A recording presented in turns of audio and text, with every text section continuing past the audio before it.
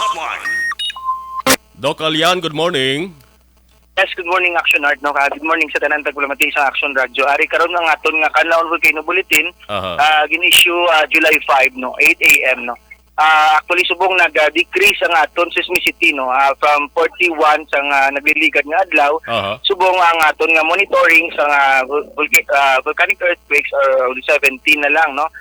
Kag wala man nag-increase ang aton nga ginatawag nga sulfur dioxide flux no, o ang iyang emission lang gyapon sa 151 tons per day as of May 1, 2022 no. So may ara kita nga nakita no nga emission no ang aton nga PBOX monitoring station sa La Carlota, 300 meters nga moderate emission no. Nag-drift ini siya northwest no sa aton nga bulkan no. And may ara siya gyapon na movement or may ara gyapon na ground deformation, slightly inflated ini. Tag sa gihapon ang aton nga bulkan Kanlaon ara sa alert level 1 or low level of unrest no. So again Action Marlon ang aton nga bulkan no, may ara gid man sa mga possibilities of a phreatic eruption because of the hydrothermal activity. Ang tubig bala kada ang aton nga magma mayara sa bulkan no. So ang aton nga 4 kilometer danger zone no gina-remind naton sa public nga gid nga wala gid sang entry sa aton permanent danger zone no. Kag any aircraft wala man hindi man siya pwede ka sulod sa silang 4 kilometer danger zone sa aton nga Kanlaon volcano. Sir, magabunis na sir ang senaryo nga posible may matabo nga eruption. Ano need na nga i-evacuate ang mga apektado nga residentes lugar? No, Sir Marlon, Action Marlon. No? Ang aton nga preemptive evacuation based sa aton nga contingency plan kag sa aton nga response plan is alert level 3 no. Sa aton nga volcanic contingency plan sa Kanlaon no. So muna sa Action Marlon no, wala pa man hindi pa man pag-increase ang PBOX ang ila alert level. Ang ila lang is base may mga possibilities nga pwede siya mag-phreatic eruption or ang pag-ubo no or sang bulkan no pag-react sa tubig kag sang mainit nga bato sa dalom sang bulkan.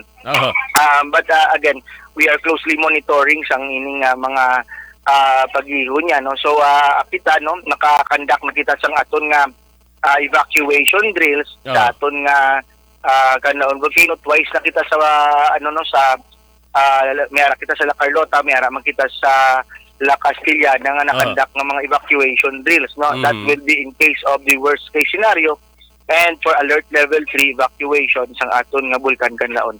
So amo na sa Action Marlon no kag again no gina-remind naton nga ang 4 kilometer danger zone hindi gid pasudlan. Balit na mo no mo sir is La Castillana kag La Carlota ang mga LGUs lang no, may mga barangay nga lapid dira sa bulkan. Amo na ni La Castillana, La Carlota lang. May ara kita sa San Carlos, may ara makita sa Bago. Ang Kudkud kag ang Quezon sa aton nga San Carlos.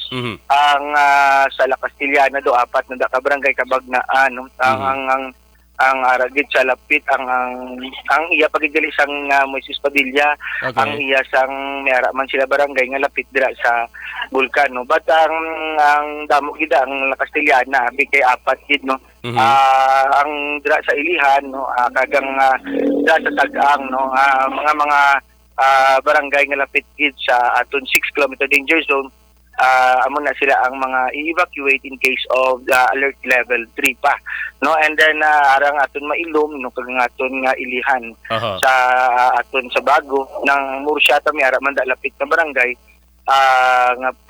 nga maka-evacuate man in case of alert level 3. So amo ni nga mga kwan no ang ginatagan naton sang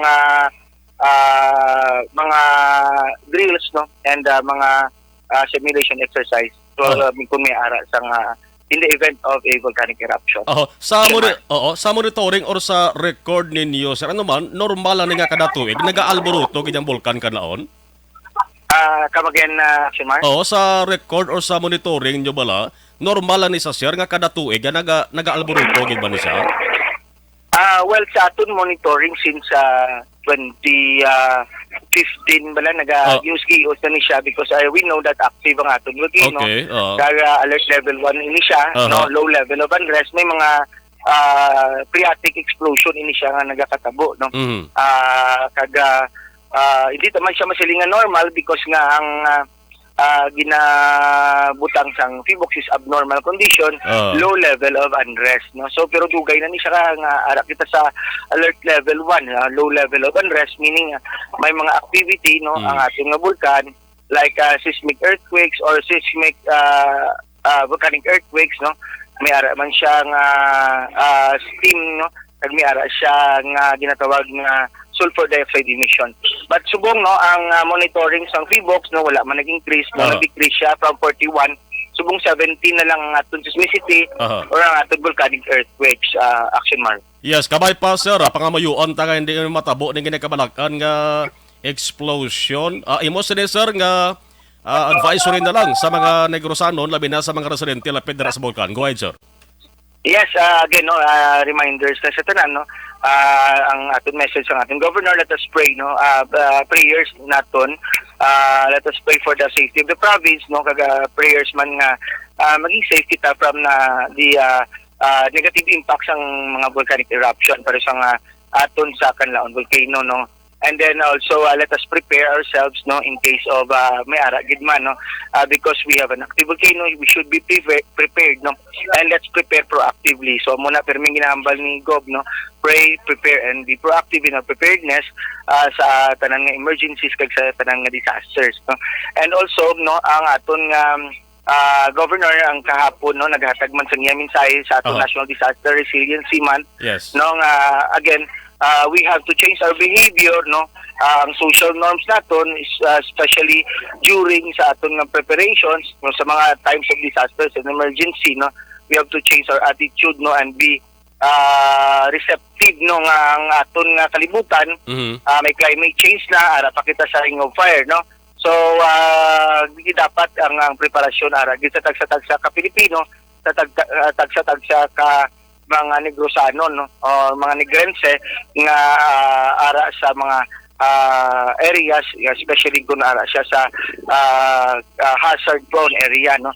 Kag ang aton nga provincial administrator Attorney Pando Diaz naghambal man, no, nga ang aton nga strengthening ang province is naga-support kita strengthening sa preparedness for response, no. So kita subong pakusog kita subong sa aton capability sa equipment, sa vehicles, no, as well as sa aton nga pagkampanya batok sa emergencies and disaster. That's why may summit kita sa sa 26, 27 and 28 for para sa aton nga disaster preparedness. So muna sa action man, no, ang aton nga ginahangyo sa aton nga mga pumuloy nga we should be prepared in times of disaster. Let's pray, prepare, and be proactive in our preparedness, as our PDRMC chair always reminds us, Governor Bong Lacson. Dr. Zephyr Jahar Kaelian, sir, thank you so much sa information nga hatag diri sa Action Radio Bacolod, kag good morning sa liwat. Yes, madamong salamat, kag mayong agas na rin tagpalamati sa Action Radio. Action Hotline!